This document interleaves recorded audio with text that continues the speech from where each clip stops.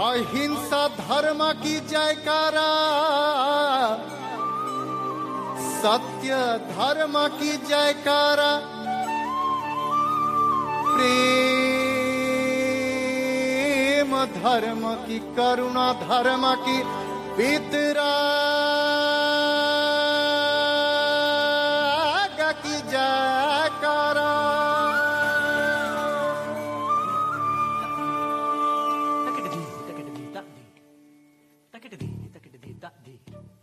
तकदिमिधि तकटदि तकदि तकट तक तकदिमिधि तकटदि तकटदि तकटदि तकदिमिधि तकटदि तकटदि तकटदि तकदिमिधि तकटदि तकटदि तकट तक तकदिमि तकट तक तकदिमि कट तक तिट तक दिग दधि तकट दिग तकदिमि तकट दिग तकदिमिधि तकट तक दिग तक दिग तक दिग दधि तकट तक दिग तक दिग तक दिग तक दिग तक दिग तक तक तिट तक दिग तक दिग तक दिग तक तक तिट तक दिग तक तक दिग तक दिग तक तक तदि गणता कृतक दिग तदुग दिग तक तदुग तदि गणता ता कृतक तक दिग तदुग दिग तक तदुग तदि गणधि।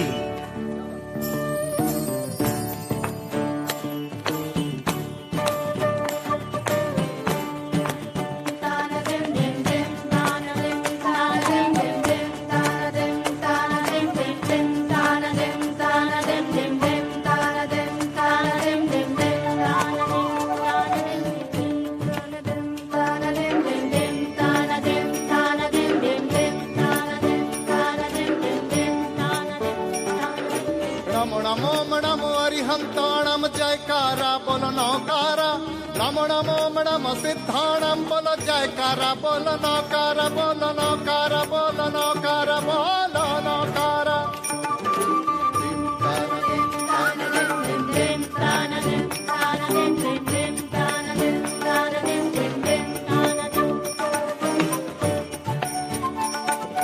नमो नमो नमो अरिहंताणम जयकारा बोलो नौकारा, नमो नमो नमो सिद्धाणम बोलो जयकारा बोलो नौकारा, बोलो नौकारा, बोलो नौकारा।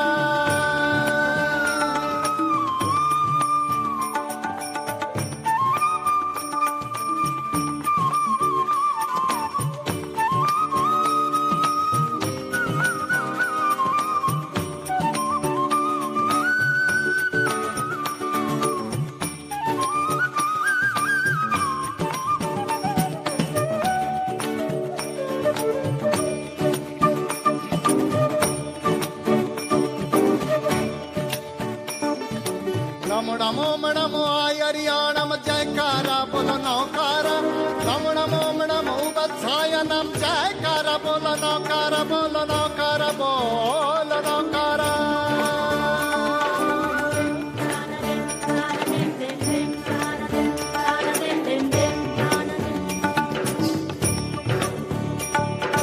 नमो नमो नमो आयरियाणम जयकारा बोलो नौकारा, नमो नमो नमो वत्सायनम जयकारा बोलो नौकारा, बोलो नौकारा, बोलो नौकारा।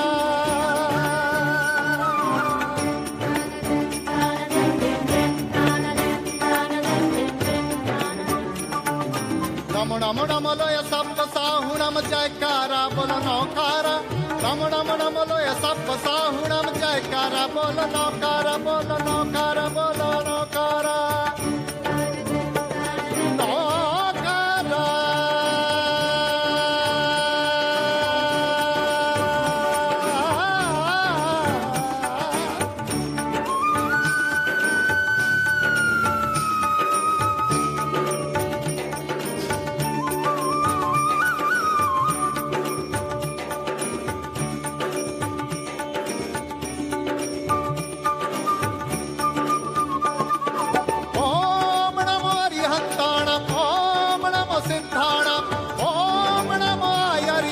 जयकारा जयकारा जयकारा।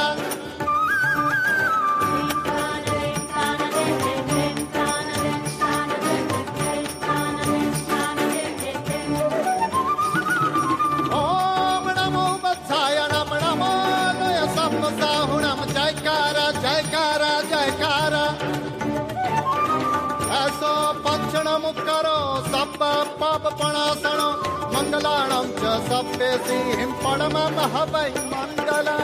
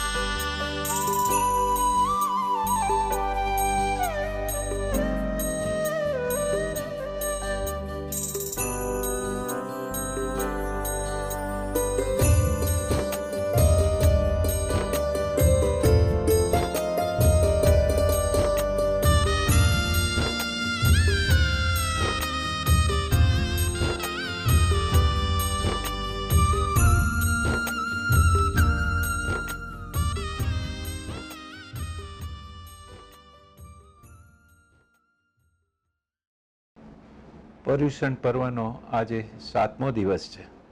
થોડો વિચાર કરીએ. જેનો મેં વિચાર કર્યો તેની મને ઈચ્છા ઉત્પન્ન થઈ, જેને ભાવાત્મક દશા કહેવાય. ભાવ છે એ આત્મા તરફ ઢળેલો હોય છે અને ઈચ્છા મન તરફ ઢળેલી હોય છે. ભાવને આત્મા તરફથી શક્તિ મળે છે અને મનને ઈચ્છા તરફથી શક્તિ મળે છે. ભાવ થવામાં બળ આત્માનું છે. તેમની પાસેથી તેમના અંતરતમ વિચારોને તેમની વાણી દ્વારા માણીએ.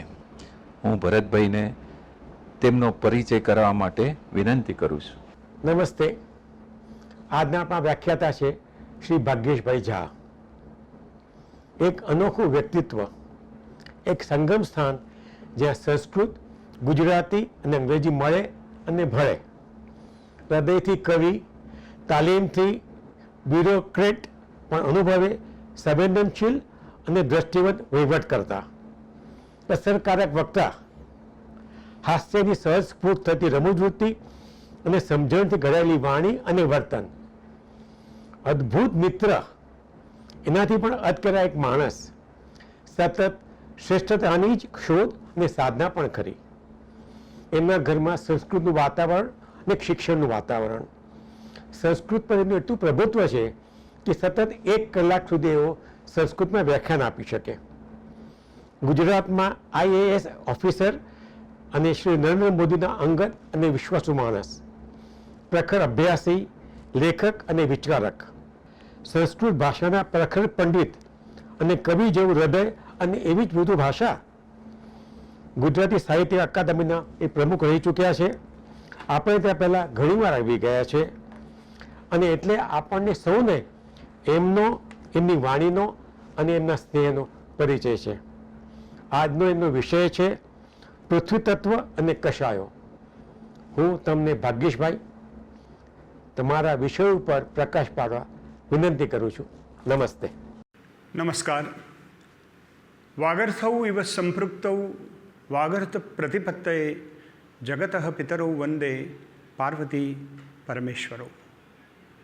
પર્વાધિરાજ પર્યુષણની આ સરસ સવારે અરિહંતોને પ્રણામ, સિદ્ધોને પ્રણામ, આચાર્યોને પ્રણામ, ઉપાધ્યાયોને પ્રણામ, સર્વ સાધુઓને પ્રણામ. આપ સૌના હૃદયમાં રહેલા એ પરમ તત્વને પ્રણામ. પ્રિય, આત્મીય અને આદરણીય પર્યુષણ વ્યાખ્યાન માળાના અધ્યક્ષ માન્ય શ્રી નીતિનભાઈ, પ્રિય સેજલબેન, અમારા અત્યંત પ્રિય સ્વજન ભરતભાઈ અને ભારતીબેન, સૌ મહાનુભાવો, આમંત્રિતો, મહેમાનો અને દૂર સુદૂર આ વર્ચ્યુઅલ મીડિયમના માધ્યમથી જોડાયેલા મુમુક્ષુ ભાઈ બહેનો, પર્યુષણ પર્વાધિરાજ પર્યુષણમાં તપશ્ચર્યા આદરી રહેલા સૌ તપસ્વીઓ, આપ સૌને આપનામાં રહેલા એ પરમ તત્વને હું પ્રણામ કરું છું. આજે બહુ ગૌરવની વાત થાય. મને હંમેશા ધન્વંતભાઈ યાદ આવે અને ધન્વંતભાઈએ જ્યારે વિષય નક્કી કરવાનો હોય ત્યારે 2-3 વખત અમારે વાત થાય અને ધન્વંતભાઈ વિષયનું રિફ્રેઝિંગ કરે.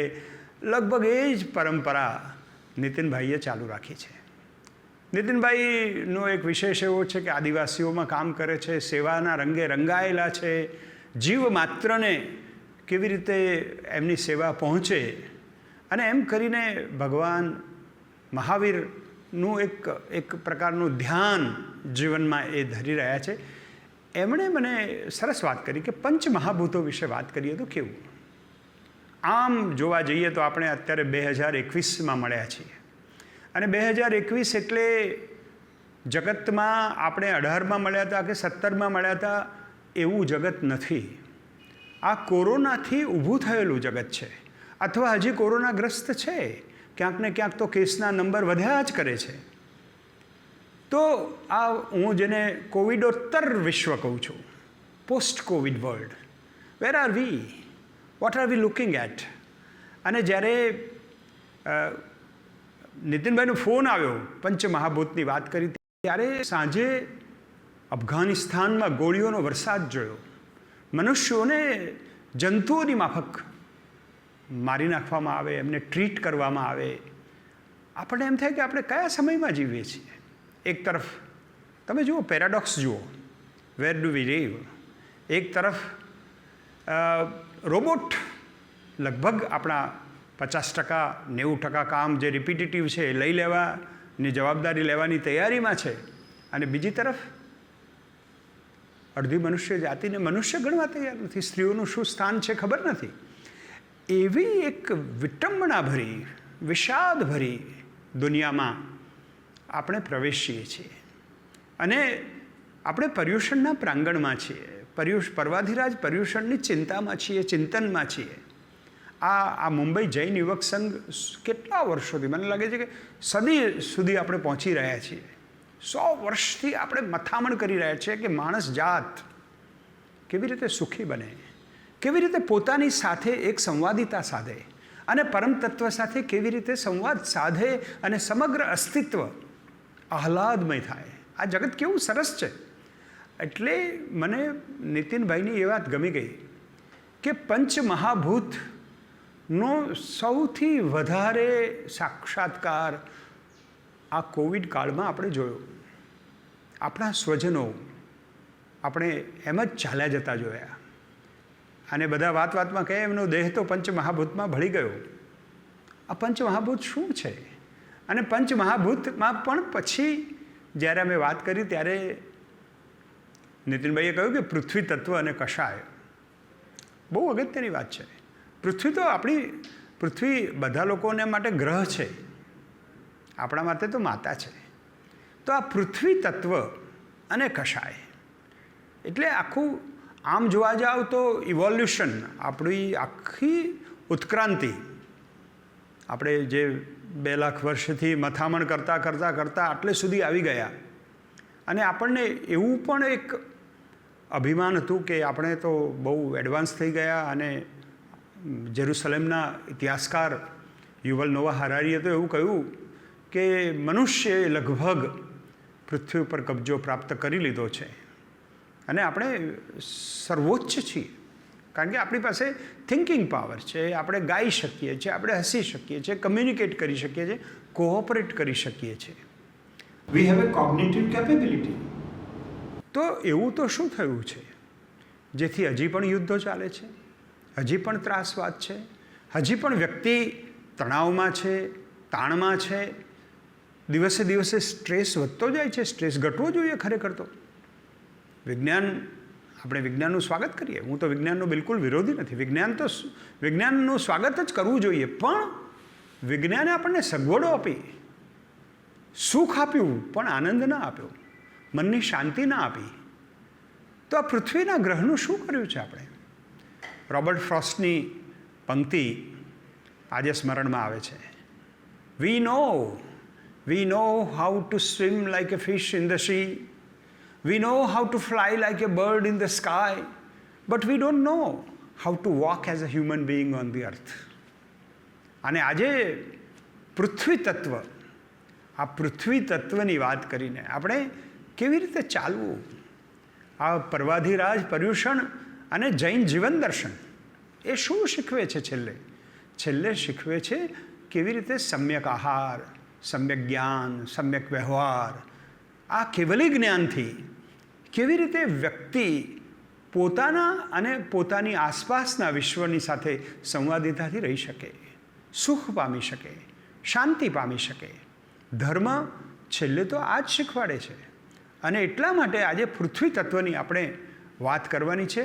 આ જે બર્ટ્રાન્ડ રસેલે વાત કરી હતી અને જે રોબર્ટ ફ્રોસ્ટે વાત કરી, મનુષ્યતાનું ગૌરવ કરતાં આપણે પૃથ્વી તત્વને કેવી રીતે ઓળખીએ છીએ? હું વેદકાળમાં જાઉં તો અથર્વ વેદમાં સરસ પૃથ્વી સૂક્ત આવે છે, ભૂસૂક્ત પણ છે. કેટલા બધા વર્ણનો છે કે આ પૃથ્વી કોણ છે, આ પૃથ્વી શું છે. પૃથ્વી માટેનું જે મહાન સૂત્ર છે જે આપણે લગભગ અપનાવ્યું છે, માતા ભૂમિ પુત્રોહમ પૃથિવ્યાહ. આ ભૂમિ મારી માતા છે અને હું એનો પુત્ર છું. આ માતા અને પુત્રનો સંબંધ એ આપણો ભારતીય વિશેષ છે. આપણે એને માતા ગણીએ છીએ, આપણે એને માન આપીએ છીએ, કારણ કે પૃથ્વી સૂક્તમાં કહ્યું છે કે એ અન્ન આપે છે, આપણું પોષણ કરે છે, આપણને ચાલતા, આપણે આ વિકાસમાં, આપણી વૃદ્ધિમાં આ પંચમહાભૂતો જ બધા ભેગા થઈને આપણે જન્મીએ છીએ ત્યારથી શરૂ કરીને છેક આપણે પંચમહાભૂતમાં ભળી જઈએ ત્યાં સુધીની આપણી યાત્રા, શરીર યાત્રા, એ શરીર યાત્રા પણ અદ્ભુત છે. અને એમાં ડગલે ને પગલે પૃથ્વી તત્વ આવે છે. આપણે ચાલીએ છીએ એટલા માટે તો આપણે તો સંસ્કૃતમાં તો કેવી આપણી ક્ષમાની આ સંસ્કૃતિ આખી ક્ષમાની સંસ્કૃતિ છે. સમુદ્ર વસને દેવી પર્વતસ્તન મંડલે લક્ષ્મી પત્ની નમસ્તુભ્યમ પાદસ્પર્શક સમસ્વમે. સવારે ઉઠીએ તો હે લક્ષ્મી પત્ની, હે ભૂમિ, હું તમારા ઉપર પગ મૂકું છું, મને માફ કરજો. કોણ છો તમે? સમુદ્ર વસને દેવી, જેના વસ્ત્રો સમુદ્રના છે. પર્વત સ્તન મંડલે, પર્વત જેમના સ્તન છે. અને લક્ષ્મી પત્ની નમસ્તુભ્યમ, હું તમારા ઉપર પગ દઉં છું. પાદસ્પર્શક ક્ષમસ્વ, હું મારા પગનો સ્પર્શ તમારા ઉપર થાય તો મને માફ કરજો. પલંગમાંથી ઉતરતી વખતે આપણે સવારે પૃથ્વીની ક્ષમા માગીએ છીએ, કારણ કે આ આપણી માં છે, એના ઉપર આપણે ચાલવાનું છે. એટલે આ પૃથ્વી તત્વ એ મારું અસ્તિત્વ, મારો અન્નમય કોષ જે છે, જે વિજ્ઞાનમય કોષ છે, બુદ્ધિમય કોષ છે, એ જ્ઞાનમય કોષ છે. અને આનંદમય કોષ, આપણે આનંદ સુધી જવાનું છે. સુખ માટે નહીં. સુખ, જે લોકો સુખ પાછળ દોડે છે ને, અમે તો હંમેશા કહીએ છીએ કે becoming, the race of becoming, the art of becoming. Becoming is very painful. It may give a thrill, but it doesn't give you the peace of mind. Becomingની દોડમાંથી બહાર આવીને બીઇંગમાં મારો અસ્તિત્વ, મારા અસ્તિત્વનો ઉત્સવ શું છે. અને એટલા માટે આજે પૃથ્વી તત્વને એ રીતે જોવું છે કે પૃથ્વી તત્વ એટલે પૃથ્વી સૂક્તમાં, ભૂમિ સૂક્તમાં જે વાત કરી કે, અને શાંતિ મંત્રમાં તમે જોજો, બધા કોઈ પણ વિધિ કરાવતા હશે તો ઔષધય શાંતિ, વનસ્પતય શાંતિ, શાંતિરેવ શાંતિ. આમ આપણે જ્યારે કોઈ પણ મંત્ર બોલતા હોઈએ ત્યારે 3 વખત શાંતિ, શાંતિ, શાંતિ એમ કેમ બોલીએ છીએ? કે પહેલી શાંતિ છે એ મારા અંતરની શાંતિ છે, બીજી શાંતિ છે એ મારા જનપદની શાંતિ છે, અને ત્રીજી શાંતિ છે એ આખા બ્રહ્માંડની, આખી પૃથ્વીની શાંતિ છે. આપણે આખી પૃથ્વી સર્વે સંતો નિરામયા, આ આપણી સંસ્કૃતિ છે. કે મારા ધર્મવાળા જ હોશિયાર થાય, મારા ધર્મવાળા જ સુખી થાય. આ તો બધાને એકોમોડેટિવ, એકમ સદ વિપરા બહુધા વદંતી, એ સંસ્કૃતિ છે. અને એટલા માટે આ સંસ્કૃતિમાં પૃથ્વી તત્વને, પાંચે પાંચ તત્વોનું બહુ મહત્ત્વ છે. આપણે ઓક્સિજનની અછત થઈ ત્યારે આપણને ખબર પડી કે કેવી દશા થાય છે. હવા, આકાશ, તેજ, વાયુ, અગ્નિ, આ બધા તત્વો સાથે પૃથ્વી તત્વ આપણું સૌથી મેજોરિટીમાં છે. આપણે જેને કહીએ છીએ ને કે આપણો દેહ છે, આપણી માંસપેશીઓ છે, એ પછી જલ તત્વ પણ એટલું જ છે. અને એટલા માટે પૃથ્વી અને જળ, આ બંનેનો જે દેહ, અને આપણે વાયુ તત્વ, એમાંથી પ્રાણવાયુ આપણે લઈએ છીએ, તે જ આપણી આંખોમાં આવે છે, આકાશમાં આપણે ફરીએ છીએ, અવકાશ. તો આ આપણી પંચમહાભૂતની વાત છે. એવું કહેવાય છે કે 2/3 પાણી જેમ પૃથ્વી ઉપર છે, એમ આપણામાં પણ બહુ જલતત્વ છે. ડિહાઇડ્રેશન થઈ જાય તો કેવી દશા થાય છે. એટલે આપણે 11 કરીએ છીએ ને, 11નો ઉપવાસ, આ બધા ઉપવાસ, એનું કારણ તો એ જ છે કે પૂનમ આવે એટલે જેમ પૃથ્વીમાં ભરતી આવે છે, સમુદ્રમાં ભરતી આવે છે, ને અમાસમાં ઓટ આવે છે, એમ આપણે પણ એના 4 દિવસ પહેલાં આપણા આવેગોને શાંત કરવાના હોય છે. જેવું પૃથ્વીમાં બને છે, યથા બ્રહ્માંડે તથા પિંડે, યથા પિંડે તથા બ્રહ્માંડે. એટલે આ પણ એક નાનકડી પૃથ્વીનો હું પૃથ્વીપતિ છું, એ ભાવ સાથે આપણે ચાલીએ છીએ. પૃથ્વી તત્વ આપણે જોયું પાંચે પાંચ તત્વો જે રીતે આપણને ગાઈડ કરી રહ્યા છે, આપણા અસ્તિત્વને અર્થ આપી રહ્યા છે. હવે તમે વિચાર કરો કે નીતિનભાઈએ જે વાત કરી, સરસ વાત કરી, અને મેં ઉત્ક્રાંતિની વાત કરી કે આજે આપણે જે પરિસ્થિતિમાં છીએ એમાં કશાયો, આપણે 4 કશાયની વાત કરીએ તો ક્રોધ, માન, મોહ, માયા, આ બધા લોકો તાણમાં છે, બધા તણાવમાં છે. કેમ છે? કારણ કે આ બધા હાવી થઈ ગયા છે. ભગવદ્ ગીતામાં સ્થિતપ્રજ્ઞાના લક્ષણો વખતે માણસના વિનાશની એક સાયકલ આપી છે. માણસનો વિનાશ કેવી રીતે થાય છે? સંગાત સમજાયતે કામઃ, કામાત ક્રોધો ભીજાયતે, ક્રોધાત ભવતિ सम्मोह, सम्मोहात સ્મૃતિ વિભ્રમઃ, સ્મૃતિ ભ્રંશાત બુદ્ધિનાશો, બુદ્ધિનાશાત પ્રણશ્યતિ. સંગાત સમજાયતે કામઃ. આ કામ, આ આખી સાયકલ છે. તમે જુઓ કશાયો જે રચના થઈ છે, કશાયોની આપણામાં જે તમસ, આપણામાં જે મલિનતા આવે છે, એમાં ડિઝાયર્સ, સંગાત સમજાયતે કામઃ. આપણને ડિઝાયર્સ, આપણને કામ, આ હું મેળવું, આ મેળવું, અને ના મળે તો કામાત ક્રોધો ભીજાયતે. એટલે પછી આપણામાં ક્રોધ આવે છે કે હું તો કોઈ પણ રીતે આ મેળવું જ, હવે મારી તાકાત છે, હું કોણ? અહંકાર પ્રવેશ કરે છે. અને ક્રોધ આવે એટલે ક્રોધાદ ભવતિ सम्मोह. પછી આપણે ડિલ્યુઝનમાં આવીએ છીએ, મોહમાં ફસાઈ જઈએ છીએ. આપણને એમ થાય કે હવે તો આ હું લઈને જ જપીશ. અસંભવમ હેમ મૃગસ્ય જન્મ. રામ ભગવાન, એમને ખબર હતી અસંભવમ હેમ મૃગસ્ય જન્મ, સોનાનું મૃગ હોય નહીં, પણ તેમ છતાં પણ દોડ્યા. તમે માયાવી વાતાવરણમાં ફસાઈ જાઓ છો. સંસારના કર્મોના બંધન બધા દોડી જાય છે. અને એમાં ફસાવાથી સંગાત સમજાયતે કામઃ, કામાત ક્રોધો વિજાયતે, ક્રોધાત ભવતિ सम्मोह, सम्मोहात સ્મૃતિ વિભ્રમઃ. સ્મૃતિ વિભ્રમ એટલે પછી આપણે ભૂલી જઈએ છીએ, આપણી સ્મૃતિ ચાલી જાય છે. અને સ્મૃતિ ચાલી જાય છે એટલે શું થાય? સ્મૃતિ ભ્રંશાત બુદ્ધિ નાશો. The sense of discretion, sense of discrimination, વિવેક બુદ્ધિ જતી રહે છે. અને વિવેક બુદ્ધિ જતી રહે છે, વિવેક ભ્રષ્ટાનામ ભવતિ વિનિપાતો શતમુખ. એક વખત વિવેક ચૂકી ગયા તમે એટલે તમારું અધઃપતન 100 રીતે થાય છે. એક રીતે નહીં, 100 રીતે થાય છે. એક સ્લીપ થઈ જાઓ તમે. એટલા માટે કહે છે કે બુદ્ધિનાશાત પ્રણશ્યતિ. જ્યારે માણસની બુદ્ધિનો વિનાશ થાય તો આ સંગાત સમજાયતે કામઃ. એટલે આ ક્રોધ છે. આપણે ગુજરાતી ભાષામાં તો કેવી મજા છે, આપણે એમ કહીએ મને ક્રોધ આવ્યો, એટલે એ બહારની વસ્તુ છે. ક્રોધ ક્યાંકથી આવે છે. ક્રોધ આપણો સ્વભાવ નથી, કારણ કે આપણે રિસ્પોન્સ એવી રીતે આપીએ છીએ. Situations will always be different. Krishna ભગવાને સરસ વાત કરી કે જો અર્જુન, તું જે પરિસ્થિતિમાં છે એ તો પરિસ્થિતિઓ તો આવી થવાની જ છે.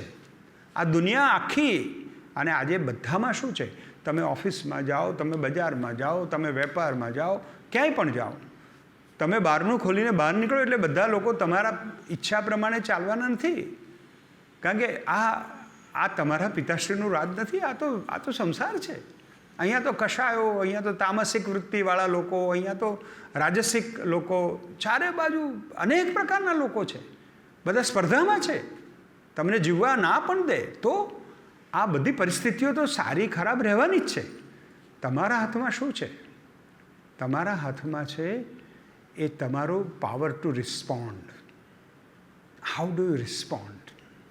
અને આ પૃથ્વી તત્વ સાથે આપણે શું કર્યું છે? આપણે કેવો રિસ્પોન્સ આપ્યો છે? અત્યારે આપણે જોઈ રહ્યા છીએ પર્યાવરણની શું દશા થઈ છે. પર્યાવરણમાં આપણે ક્લાઇમેટ ચેન્જની અત્યારે વાત સાંભળી રહ્યા છીએ. મેં તો મારો પહેલો કાવ્ય સંગ્રહ, નીતિનભાઈ, એનું નામ છે પહાડ ઓગળતા રહ્યા. પહાડો ઓગળી રહ્યા છે. ગ્લેશિયર્સ ઓગળવાના સમાચારો એ દિવસે મળેલા, અને મેં એક પહાડ ઓગળતા રહ્યા એવું એક કાવ્ય લખેલું. અને મેં એમાં એમ કહેલું કે ભાઈ આ સદી બદલાઈ રહી છે, અને હવે પર્વતો, આ ગ્લેશિયર્સ ઓગળી રહ્યા છે, તો સાવધાન થઈ જાઓ. કારણ કે પ્રકૃતિ એ જો તમે નહીં સાચવી શકો તો પૃથ્વી તત્વ તમે પૃથ્વી તત્વથી આખા પૃથ્વી તત્વને ડિસ્ટ્રોય કરી દેશો તો તમારી ડિઝાયર્સને તમે જેમ કંટ્રોલમાં રાખશો. બીજો કશાય છે માન, અહંકાર. માણસને બહુ અહંકાર છે. હું છું, હું કરું છું, હું કરું છું. અમે તો એમ કહીએ કે વિમૂઢાત્મા જે છે, અજ્ઞાન અહંકારમ વિમુદ્ધાત્મા કરતા અહમ ઇતિ મન્યતે. એ પોતે કરતા છે એવું માને છે. ખરેખર તો કરતા તમે છો નહીં. You are doing your role. આ ડુઅરશિપ છે, ઓથોરિટી ઓફ યોર એક્શન, એમાંથી નીકળી જાઓ બહાર. સહજ લીલયા આપણે કામ કરીએ છીએ. કર્મનો ભાર નહીં રાખો. આ બધું અહંકાર છે ને, મને તો હું હંમેશા કહું છું કે પ્રોફેશનલ લાઈફમાં માણસે બે જ વસ્તુઓ સાચવવાની હોય છે. આ તમારા પૃથ્વી તત્વને ઠેકાણે રાખવું હોય, પૃથ્વી ઉપર માણસ તરીકે જીવવું હોય, એક ઇગો મેનેજમેન્ટ, અને બીજું પ્રોફેશનલ જેલસી. આ બંનેને જે માણસો હેન્ડલ કરી શકે છે એ બરાબર સ્થિર રીતે ચાલી શકે છે. તો માન એ સો કોલ્ડ પ્રોટોકોલ, અહમ, હું આમ છું, હું તેમ. અરે ભાઈ, તમે you are A small dot in A very big pyramid. You are nothing. There is a supreme power. એટલા માટે હું કહું છું કે આપણે કોઈ દિવસ અહંકાર, ધર્મનો પણ અહંકાર ના હોવો જોઈએ. ઘણી વખત એવું થાય, મારો ધર્મ તમારા ધર્મ કરતાં સારો, મારા ભગવાન તમારા ભગવાન કરતાં મોટા. આ ત્રાસવાદ શેમાંથી જન્મ્યો છે? એવું કંઈ છે જ નહીં. આ જગતમાં એક તત્વ છે જે સુપરનેચરલ છે, જેને આપણે સમજી શકતા નથી. આપણે એને સન્માન કરીએ છીએ, એને સવારે ઉઠીને પ્રણામ કરીએ છીએ. તો ધીસ ઇઝ માન. ધ થર્ડ ઇઝ મોહ. મેં કહ્યું સંમોહાત સ્મૃતિ વિભ્રમ. મોહમાં ફસાયા છીએ, આપણને ખબર જ નથી. આપણે અત્યારે નથી કહેતા કે મોહમાં છે બધા, વ્યામોહમાં છે. ગુજરાતી ભાષા નથી ભણવી, ગુજરાતી ભાષાને બાજુમાં મૂકો. આ તો બધું આઉટડેટેડ છે. કશું આઉટડેટેડ નથી. Content is important. What you are doing, what you are gaining, what are your achievements, એ અગત્યનું છે. અને એ જાણવા માટે તમારે જાણવું પડશે કે મોહ, વ્યામોહમાં છો તમે. તમારું ચારિત્ર શું છે? વિવેકાનંદે કહેલું ને કે in your country it is the tailor who makes man perfect. In my country the character makes man perfect. તો આ મોહ એટલા માટે છે કે આપણને જે વસ્તુ નિત્ય નથી, જે અનિત્ય છે, એ અનિત્ય પાછળ આપણે દોડીએ છીએ. એટલે વેદાંતમાં નિત્યાનિત્ય વિવેક એમ કહે છે કે નિત્ય અને અનિત્યનો જે વિવેક છે એને કેવી રીતે તમે સમજી શકો છો, એને કેવી રીતે પ્રાપ્ત કરીશું. એ વિવેક આવશે તો વૈરાગ્ય આવશે. ઇવન જમવા બેસીએ તો પણ અમે શું કહીએ છીએ? જ્ઞાન વૈરાગ્ય સિદ્ધ્યર્થમ ભિક્ષામ દેહી ચ પાર્વતી. હે પાર્વતી, મને ભિક્ષા આપો. શેના માટે? જ્ઞાન વૈરાગ્ય સિદ્ધ્યર્થમ. મારે જ્ઞાન અને વૈરાગ્યની સિદ્ધિ મેળવવી છે. મારે જ્ઞાન મેળવવું છે, મારે વૈરાગ્ય મેળવવું છે. વૈરાગ્ય તેને ત્યક્તેન બુદ્ધિથા વાળી વાત છે. તો આ માનનો અને મોહનો કષાય અને માયાનો કષાય, આમ જોવા જાવ તો બે બેનપણીઓ છે, મોહ અને માયા. મોહ અને માયામાંથી બહાર નીકળવું હોય તો રિયાલિટી, વાસ્તવ શું છે? કષાયોના મેનેજમેન્ટમાં સૌથી અગત્યની વાસ્તવિકતા છે. મેં આ ફોરમમાંથી અનેક વખત અગાઉ પણ કહ્યું હતું, જ્યારે મેનેજમેન્ટની કંઈક વાત કરું ત્યારે, માણસ જ્યારે એક પોઝિશન પ્રાપ્ત કરે છે ત્યારે એનું પહેલું જે ડિસ્કનેક્શન થાય છે એ રિયાલિટી સાથે થાય છે. એટલે વાસ્તવિકતા શું છે એ સમજવું એ જ અગત્યનું છે. આપણે ઘણી વખતે જ્યારે ધર્મ અને વિજ્ઞાનની ચર્ચા થતી હોય છે ત્યારે બધા કહે છે કે આપણે કોઈક શાશ્વત તત્વનું ઉપાસના કરીએ છીએ. એ શાશ્વત તત્વ શું છે? વાસ્તવ શું છે? વાસ્તવ મારું અસ્તિત્વ એ મારું શરીર નથી. મારું અસ્તિત્વ એ મારા અંદર રહેલું પરમ તત્વ છે, તમારામાં રહેલું પરમ તત્વ છે. મારે તમને શું કામ પ્રેમ કરવાનો? મારે તમને શું કામ માફ કરવાના? મારે શું કામ એક કીડીને નહીં મારવાની? કારણ કે મારો ક્રોધ છે, મને કશુંક એક્વિઝિશનનો મારો આગ્રહ છે, એ મારા ક્રોધનું એક પરિણામ છે. અને એટલા માટે હું દરેક જીવને એક ઈશ્વરનું સ્વરૂપ ગણું. મમઈ વાંશો જીવ લોકો જીવભૂત સનાતન. મારો અંશ દરેક જીવમાં છે. આખું તમે જુઓ, કરુણા પ્રવાહિતા છે, પણ કરુણા એક બહુ મોટું શસ્ત્ર છે સાહેબ. મોટા મોટા યુદ્ધો ટળી શકે એક કરુણામય માણસ હોય, કરુણાભરી આંખો સાથે એક મહાત્મા બોલતા હોય તો મોટા મોટા ક્રિમિનલ્સ પણ એમની આગળ બેસી જાય છે, કારણ કે કરુણામાં બહુ શક્તિ છે. અને એટલા માટે આ આપણે કરુણાની ઉપાસના કરીએ છીએ, આપણે અહિંસાની ઉપાસના કરીએ છીએ, આપણે આર્જવની ઉપાસના કરીએ છીએ, આપણે ક્ષમાપણાને આચરીએ છીએ. શેના માટે આ બધું કરીએ છીએ? એટલા માટે કે આપણે આ કષાયોને કેવી રીતે દૂર કરી શકીએ, કેવી રીતે નિયમન કરી શકીએ, અને એમ કરીને જીવનમાં જે સાત્વિકતા છે એ સાત્વિકતાનું પ્રસ્થાપિત જે મૂલ્ય છે એને પામવાનું છે. પૃથ્વી તત્વ વિશે ફરી એક વખત આપણે હવે કશાયોની આપણે પ્રાથમિક સમજ મેળવી. આ તરફ આપણે પૃથ્વી તત્વ અને ભૂમિ સુક્ત, ભૂ સુક્ત અને પૃથ્વી સુક્ત, મેં કહ્યું એમ અથર્વવેદમાં એનો ઉલ્લેખ આવે છે. હવે આપણે આજના આધુનિક યુગમાં મેનેજમેન્ટ કરવાનું છે અને ઈશ્વરની શોધન પણ કરવાની છે. પર્યુષણનો શબ્દ જ એ અર્થ આપે છે કે આપણા પર્યાવરણનું પવિત્રીકરણ કરવું. તો આ પૃથ્વીના એકે એક કણમાં ઈશ્વર છે. ઈશાવાસ્યમિદમ સર્વમ યત્કિંચિત જગત્યામ જગત તેન ત્યક્તેન ભુંજીથા મા ગૃધ કશ્ય સ્વિદ્ધનમ. આ જુઓ, કષાયો માટે આ પૃથ્વી તત્વનું વર્ણન કરતાં કરતાં ઉપનિષદના ઋષિ, ઈશોપનિષદના ઋષિ શું કહે છે? ઈશાવાસ્યમિદમ સર્વમ, આ બધું ઈશ્વરમય છે. ઈશાવાસ્યમિદમ સર્વમ યત કિંચિત જગત્યામ જગત, જે જડ અને ચેતન એ બધું જ ઈશ્વરમય છે. યુ સી, આ ન્યૂટને ફિઝિક્સ એક આપ્યું, પણ હવે અત્યારે ન્યૂ ફિઝિક્સ જે આવ્યું છે, ક્વોન્ટમ ફિઝિક્સ પછીનું, ક્વોન્ટમ ફિઝિક્સે એવું કહ્યું કે એવરીથિંગ હેઝ વાઇબ્રેશન્સ, સ્પંદન છે બધા. અને એ સ્પંદન છે એટલે આ ટેબલમાં પણ કોન્શિયસનેસ છે, પણ એના સ્પંદનો, એની તરંગ લંબાઈ, એના વેવ્સ, એના વાઇબ્રેશન્સ બહુ સ્લો છે. Whereas I am a living being and my vibrations are faster and it has a cognitive capability because the consciousness is taking decisions and directing my mind and my mind is using my brain. તો આ આખું આપણું જે અસ્તિત્વ છે એ અસ્તિત્વ ઈશ્વરમય છે. ઈશાવાસ્યમિદમ સર્વમ યત્કિંચિત જગત્યામ જગત તેન ત્યક્તેન ભુંજીથા, તેન ત્યક્તેન ભુંજીથા, તેને ત્યાગીને. ઉમાશંકર જોશીએ કેવું સરસ ભાષાંતર કર્યું નીતિનભાઈ, કે ઈશનું રાજ છે આખું, જે આ અવની વિષય ત્યાગીને ભોગવી જાણો, વાંછો માં ધન અન્યનું. કોઈનું ધન નથી જોઈતું. તેને ત્યક્તેન ભુંજીથા. મને બધા ઘણા પૂછે કે સાહેબ આ કોન્ટ્રાડિક્ટરી વાત છે. તેને ત્યક્તેન ભુંજીથા, ત્યાગીને ભોગવવાનું, એ કેવી રીતે ભોગવવાનું હોય તો ત્યાગવાનું ક્યાં હોય? પણ તમે ઊંઘનું ઉદાહરણ લો, ઊંઘમાં તમે બધું ત્યાગી દો, કપડાં પણ ઢીલા પહેરો અને તમે ભૂલી જાઓ કે હું રાજા છું, મહારાજા છું કે ભિખારી છું.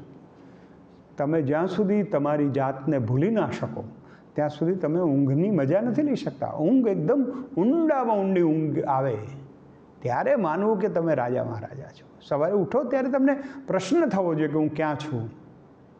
એ સાચી ઊંઘ છે. એટલે તેને ત્યક્તેને ભુંજીથા, એટલે તમે છોડો, આ બધું છોડીને ભોગવો. જ્યારે ભોગવતા હોય ત્યારે ટ્રસ્ટીશીપની ભાવના, આ મારું નથી પણ હું જમું છું, હું કરું છું. અને તપ ઉપવાસનું એક વખત અગાઉ પણ ઉદાહરણ આપ્યું હતું, આજે પણ ફરીથી આપું. મને બહુ જ ભાવે વેડમી, એમ કે ભારતીબેન કે મને વેડમી બહુ ભાવે, પણ આજે મારે ઘેર મહેમાન છે અને મારે ઉપવાસ છે અને હું વેડમી બનાવું અને વેડમી પીરસતી વખતે મને વેડમી ખૂબ પ્રિય છે એવો વિચાર પણ ના આવે. આ ઉપવાસ છે. ઉપવાસ એટલે ભૂખ્યા રહેવું એમ નહીં. ઉપવાસ એટલે મન ઉપર કંટ્રોલ કરવો. એ મન જે મનને સંયમિત કરે. મનઃ એવ મનુષ્યાણામ કારણમ બોંધ મોક્ષયો. માણસનું મન જ મરકટ જેવું છે. એ મનનો કંટ્રોલ કરે. એટલે ઈશાવાસ્યમિદમ સર્વમની વાત કરી અને પૃથ્વીનું વર્ણન કર્યું છે. અને ઉમાશંકર જોશીએ ટ્રાન્સલેશન કર્યું એટલે મને ઉમાશંકર જોશી ફરીથી યાદ આવે છે. આ જગતમાં વિશાલે જગ વિસ્તારે નથી એક જ માનવી, પશુ છે, પક્ષી છે, વનોની છે વનસ્પતિ. કેવું સરસ વાત કરી છે. આપણે એકલા નથી, આ પૃથ્વી પર આપણે એકલા નથી, બધા વનસ્પતિ પણ છે, વન્ય પશુઓ છે, પંખીઓ છે. તો આ જગતમાં જો આનંદ મેળવવો હોય, આ જગતમાં જીવનની સાર્થકતા મેળવવી હોય, હું બહુ સાર્થકતાનો આગ્રહ કરું છું. સફળતા બહુ સહેલી છે, સફળ થવું સહેલું છે. સફળ તો થાવ, પણ સાર્થક થાવ ત્યારે કરવું. અને સાર્થક થાવ એટલે શું? કે તમે આદિવાસી કોઈ દીકરીને ભણાવો અને એની આંખમાં શિક્ષણની જે ચમક આવે, કોઈ બીમાર માણસને તમે મદદ કરો ને એ ઊભો થાય, અને એના શરીરમાં જે સ્ફૂર્તિ જન્મે, કોઈ વ્યક્તિના જીવનમાં તમે કશુંક એવું કરો. કેટલા બધા સેવા પ્રકલ્પો ચાલે છે. મને ગયા અઠવાડિયે જ નીતિનભાઈ વાત કરતા હતા, આદિવાસી બહેનો અને આદિવાસી વિસ્તારમાં એમને જળ વ્યવસ્થાપનનું કામ કર્યું. તો ગામના લોકોમાં એક પ્રકારનો આનંદ ઊભો કરી શકે. આ તમે આનંદ તત્વ વહેંચી શકો. એ આનંદ તત્વ ઊભો કરવો હોય તો ધર્મના શરણે જઈને મનને કેવી રીતે કંટ્રોલ કરવો. મનનું કશાયોનું ફેક્ટરી તો ત્યાં છે, મન છે. તો એ ફેક્ટરીનો વિનાશ કરવો પડશે, અને એ ફેક્ટરીનો વિનાશ કરવો એટલે એનું નિયમન કરવું. ઓશો જેવા તો એવું કે મનને એકદમ નિરુદ્ધ કરી દો, એ પણ કદાચ શક્ય ના બને, પણ તમે મનને નિયંત્રણમાં તો રાખી શકો. તમે ધ્યાન કરીને, યોગ કરીને તમે તમારા મનને વાળી શકો. અને આ પર્વમાં આપણે જે પૂજા કરીએ છીએ, જે વિધિ વિધાન કરીએ છીએ, એ બધામાં આપણી બધી મહેનત એ પ્રકારની જ હોય છે કે જેનાથી આપણે એને બરાબર સંકલિત કરી અને એક ધ્યેય તરફ આપણે આગળ વધીએ. તો મિત્રો, આ ઈશાવાસ્યમ ઇદમ સર્વમ યત કિંચિત જગતે આમ જગત, એ એક અવસ્થા છે. પણ જે કશાયો અને મન, એને કેવી રીતે વાળવું? તો યાજ્ઞવલ્ક્ય ઋષિનો એક સરસ પ્રસંગ છે. એમની પુત્રી એમને પૂછે છે કે કિમ કાવ્યમ, કાવ્ય શું છે? ત્યારે સરસ વાત કરે છે કે સવારે આવતું અને પૃથ્વી તત્વ જુઓ. સવારે પુત્રી જઈને પૂછે છે કે કિમ કાવ્યમ, કાવ્ય શું છે? અને પછી જવાબ આપે છે કે પશ્ય દેવસ્ય કાવ્યમ મહિત્વા ન મમાર ન જીર્યતે. આ દેવનું કાવ્ય જોતું, જે ગરડું થતું નથી, જે જીર્ણ થતું નથી, જે મરી જતું નથી, જે શાશ્વત છે. આ તું આકાશ જો, કેવી વિશાળતા શીખવે છે. આ કેટલાય વર્ષોથી સમાધિમાં બેઠા હોય એવા મહાત્મા જેવા પર્વતો જો. આ કોઈ હેતુ વગર દોડતી ગાતી નદી જો. આ પક્ષીઓનો કલકલ અવાજ જો. આ જે ચાલી શકતા નથી એવા લીલાછમ વૃક્ષો જો. આ પશ્ય દેવસ્ય કાવ્યમ, આ દેવનું કાવ્ય છે એ તું જો. એટલે મનને જે આપણે સત્ય, શિવ અને સુંદરની જે ઉપાસના કરવાની છે એ અહીં છે કે સત્ય શિવ, સત્યમ શિવમ સુંદરમ.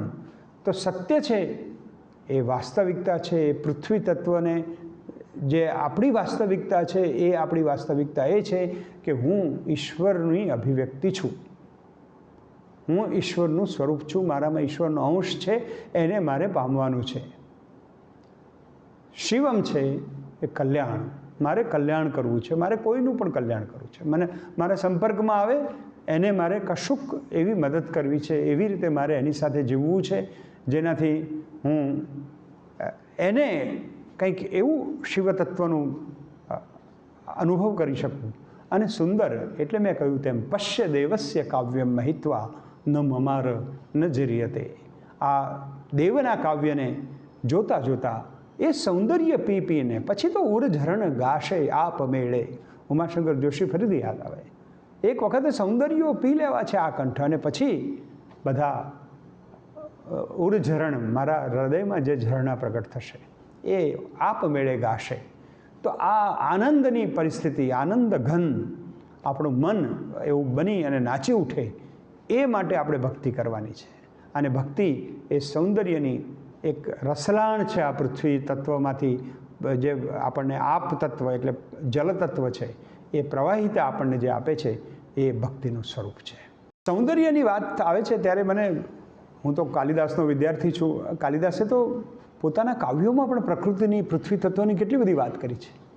જ્યારે શકુંતલાની વિદાય થાય છે ત્યારે કહે છે કે પાતુમ ન પ્રથમમ વ્યવસ્યતિ જલમ યુષ્મા સ્વપીતેષુ યા નાદત્તે પ્રિયમંડનાપી ભવતા સ્નેહેન યા પલ્લવમ આદ્દેવઃ કુસુમ પ્રસૂતિ સમયે યસ્યા ભવત્યુત્સવઃ સેયમ યાતિ શકુંતલા પતિગૃહમ સર્વૈર અનુજ્ઞાયતામ.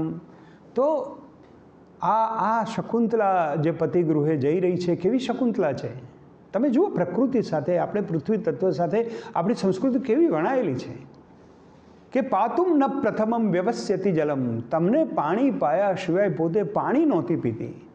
અને ના દત્તે પ્રિય મંડનાપી ભવતામ સ્નેહેન યા પલ્લવમ, પોતાને પ્રિય હોવા છતાં પણ એક પણ પાંદડું તોડતી નહોતી.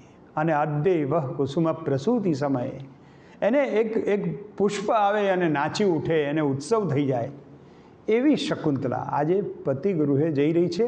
એટલે હે વૃક્ષો, તમે એને અનુજ્ઞા આપો, તમે એને રજા આપો. કન્યા વિદાયનો આ બહુ પ્રખ્યાત શ્લોક. અહીંયા પ્રકૃતિ એક પાત્ર તરીકે આવે છે અને આ ભારતનો વિશેષ છે. આપણા ધર્મમાં પ્રકૃતિને એટલું બધું મહત્ત્વ આપવામાં આવ્યું છે. તમે વિચાર કરો, અત્યારે શ્રાવણ મહિનામાં બધા બિલી ચડાવે, ત્રિદલમ ત્રિગુણાકારમ ત્રિનેત્રમ ચ ત્રિઆયુધમ ત્રિજન્મ પાપ સંહારમ એકમ બિલ્બમ શિવાર્પણમ. દરેક ભગવાનને, શિવ ભગવાનને બિલી ચડાવવાનું, પણ બિલીના પાન તમે ખાઓ તો ડાયાબિટીસ મટી જાય, ડાયાબિટીસ કંટ્રોલમાં આવે. પ્રસાદની વાત, આપણે કશું પણ કોઈ વ્યંજન બનાવીએ, શીરોપુરીને શાક બનાવો, પણ એમાં એક તુલસીનું પત્ર મૂકી દો એટલે પ્રસાદ થઈ જાય. અને પ્રસાદ થાય એટલે કકળાટ જતો રહે, ક્રોધ જતો રહે, કે બધું પ્રસાદમાં ભૂલ ના કરાય. એટલે તમે વિચાર કરો કે હું તો હંમેશા ગમતમાં કહું છું કે પ્રસાદ તરીકે ખાવ તો પત્ની સાથે તમારે ઓછામાં ઓછા ઝઘડા થાય. તમને કોઈ ખ્યાલ જ ના આવે, બરાબર પ્રસાદ છે, પ્રસાદમાં શું ભૂલ કાઢવાની. તો મિત્રો આ જે આપણી જે ધાર્મિક વિધિઓ છે એ આપણા જીવનને એક પ્રકારની સુંદરતા, એક પ્રકારની રસવંતી જીવનશૈલી આપે છે. અને આ રસવંતી, આપણે રસાળ જીવન જીવીએ, રસપ્રદ જીવીએ, તો પછી આપણને કશાયો આપણી નજીક નહીં આવી શકે. કારણ કે આપણું મન ક્યાંક પાર્ક થઈ ગયું, આપણું મન સરસ સાત્વિક વૃત્તિઓમાં જોડાઈ ગયું. અમે જ્યારે ભગવદ્ ગીતાની ચર્ચા કરતા હોઈએ ત્યારે ઘણી વખત કહેતા હોઈએ છીએ કે જ્ઞાન, કર્મ અને ભક્તિ. જ્ઞાન છે ને બહુ અઘરી વસ્તુ છે. તમારે બહુ ધ્યાન કરીને બધું સમજવું પડે, સાંખ્યશાસ્ત્ર સમજવું પડે, આ જગત શું છે, જગત કારણ અને કાર્ય, એનો સંબંધ ને બધા એના ચતુષ્પાદ સમજો ને તેમ પછી બ્રહ્મ વેદાંત સમજાય અથવા ના પણ સમજાય. અને પાછું ફરીથી એવેકનિંગ તો કરવું જ પડે. કર્મ કરો પણ તમે ફળની આશા છોડીને કામ કરવું અઘરું છે સામાન્ય માણસ માટે. પણ ભક્તિ એક સરસ ચાવી છે. ભક્તિ બહુ સરળ પણ છે, પણ ભક્તિમાં જે તાકાત છે એ સહજ સાધ્ય છે અને એ તમારા મનને વાળે છે, મનને સાત્વિક પ્રવૃત્તિઓમાં.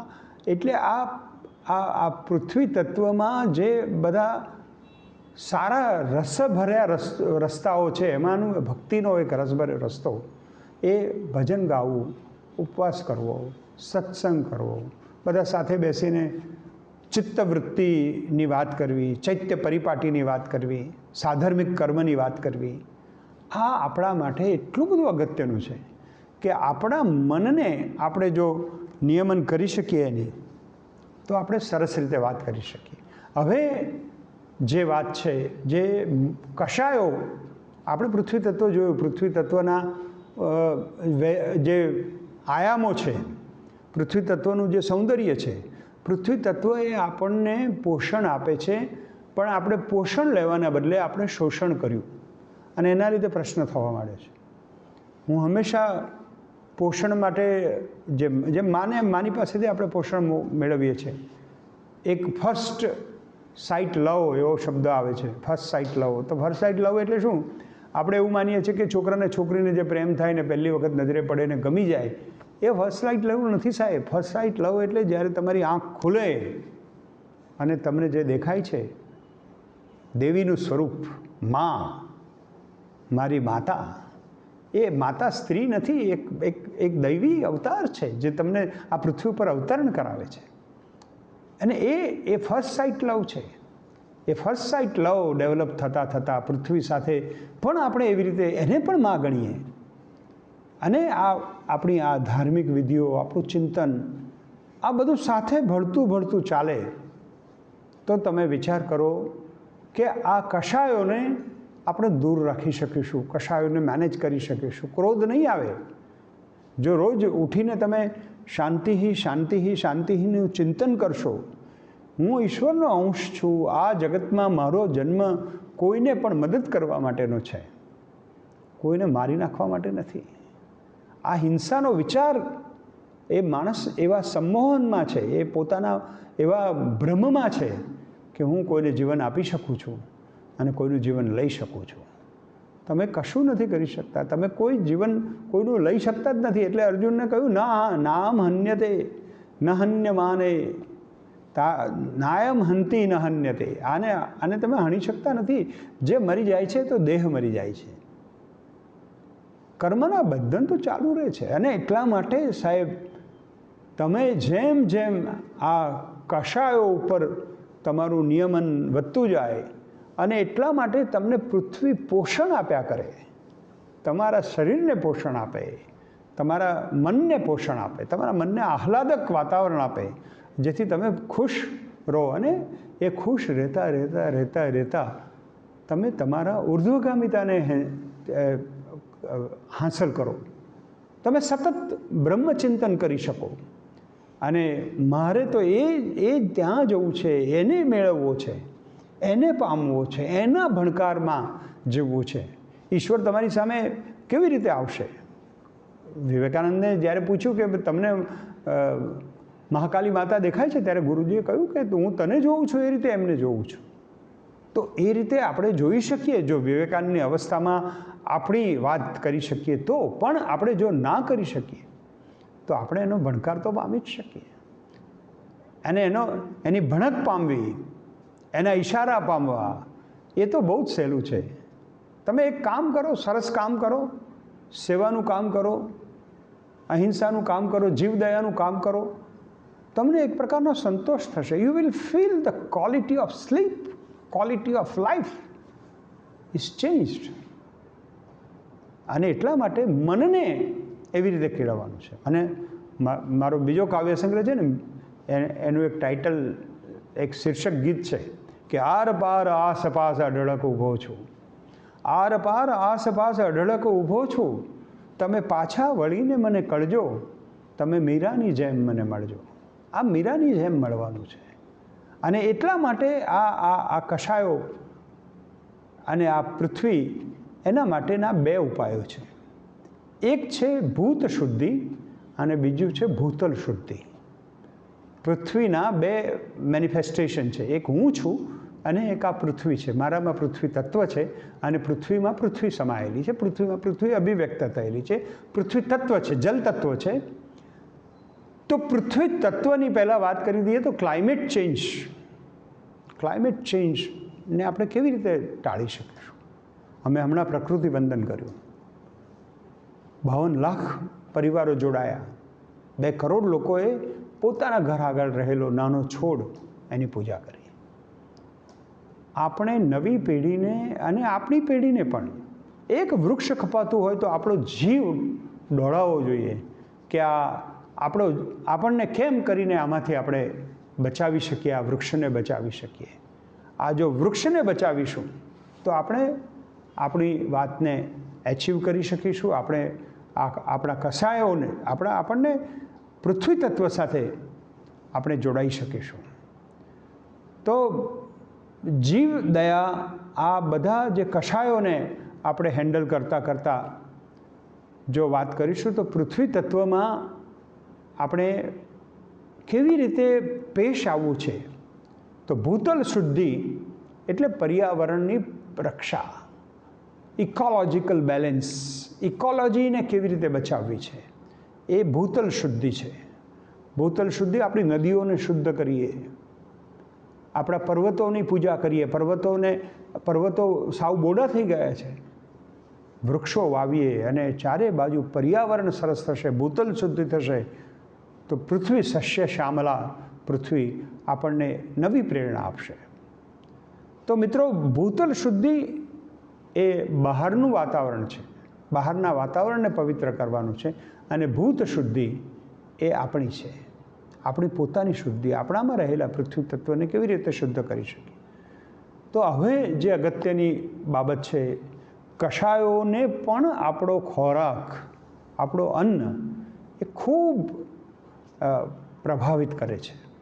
આપણે શું ખાઈએ છીએ એ અગત્યનું છે. અન્નાદ ભવંતિ ભૂતાની પર્જન્યાદ અન્ન સંભવ. આ જગતમાં જેટલા ભૂત એટલે જેટલા પ્રાણીઓ છે એ બધાને રચના, એ બધાનું પોષણ, એ બધાનું કોન્સ્ટિટ્યુશન એ અન્નથી થયું છે. અને અન્નાદ ભવંતિ ભૂતાની, આ ભૂત, જે ભૂત એટલે જીવ જગત છે, એ જીવ જગતની રચના એ પૃથ્વી તત્વથી થઈ છે, અન્નથી થઈ છે.